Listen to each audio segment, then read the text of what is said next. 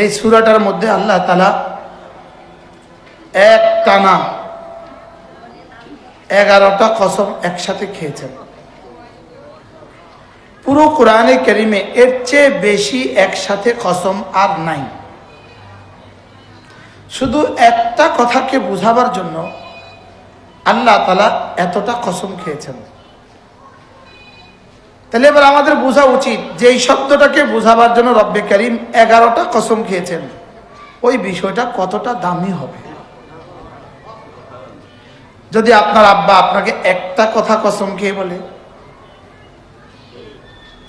ছেলে এই কাজটা কর, আল্লাহর কসম তোকে 4 শতক জায়গা দিব, বিষয়টা কেমন হবে? হ্যাঁ,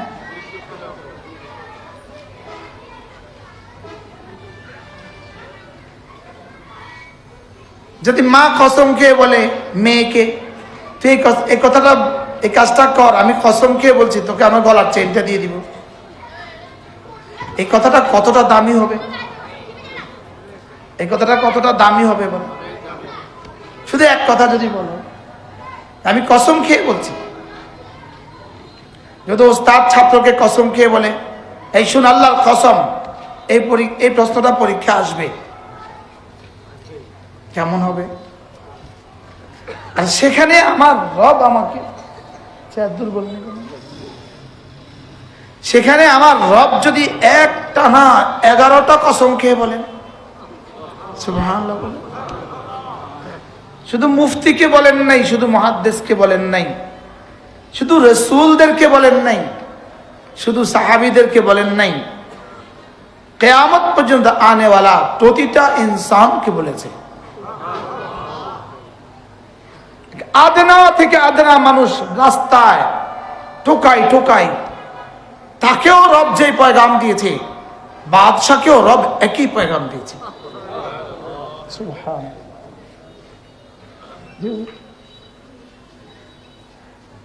সফলতার মাপকাঠি রব বাদশার জন্য যেটা দিয়েছে, এক আদনা রিকশাওয়ালার জন্য রব একই মাপকাঠি দিয়েছে। সুবহানাল্লাহ। সফলতার মাপকাঠি, তুমি সফলতা চাও, তুমি কামরানি চাও, তুমি দুনিয়াতে কামিয়াবি চাও, তুমি সফল মানুষ হইতে চাও,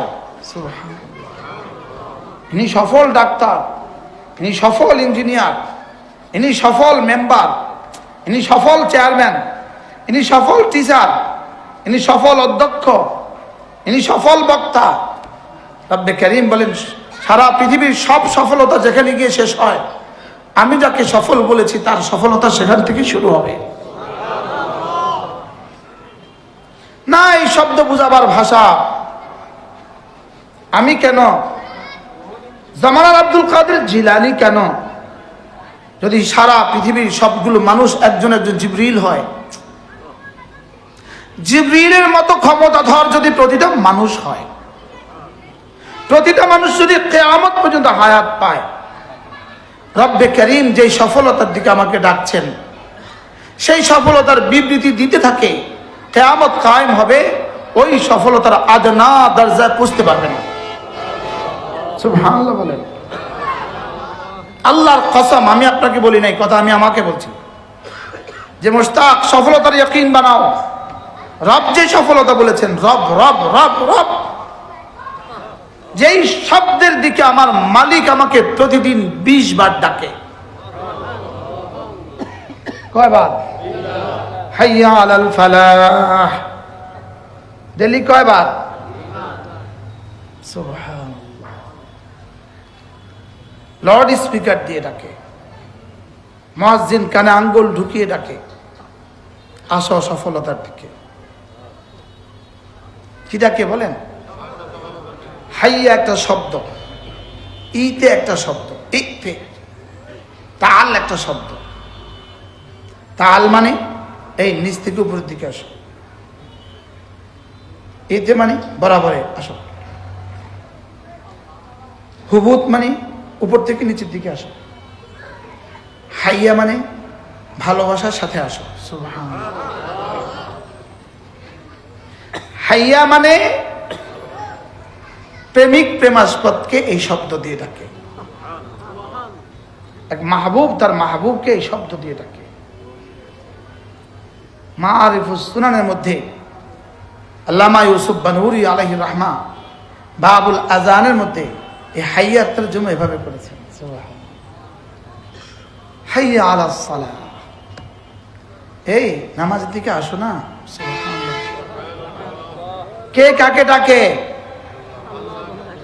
আল্লাহ আমাকে ডাকে। বাবা বলেন আল্লাহ আমাকে ডাকে, বলেন।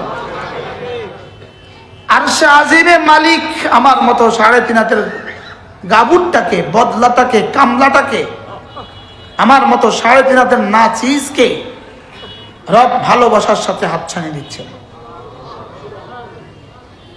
হাইয়া আলাস সালাহ, বলেন এই আসো না, নামাজের দিকে আসো না। আমি বললাম রব্বুল আলামিন, আমি যদি নামাজে ছুটে যাই আপনি আমাকে কি দিবেন? রব্বুল আলামিন যেন বলেন হাইয়া আলাল ফালাহ, তোমার জীবনে যা চাও সব রেখে দিয়েছি নামাজে। সুবহানাল্লাহ, বলেন তোমার জীবনে যত চাওয়া আছে সব পুরো হবে নামাজে। চাইবা এখানে দিয়ে দিব জান্নাতে। সুবহানাল্লাহ, বলেন। সব চাওয়া পুরো হওয়ার জায়গা দুনিয়া না, সব চাওয়ার পুরো হওয়ার জায়গা দুনিয়া কি? দুনিয়া না। সব চাওয়ার পুরো হওয়ার জায়গা কি না? আজীব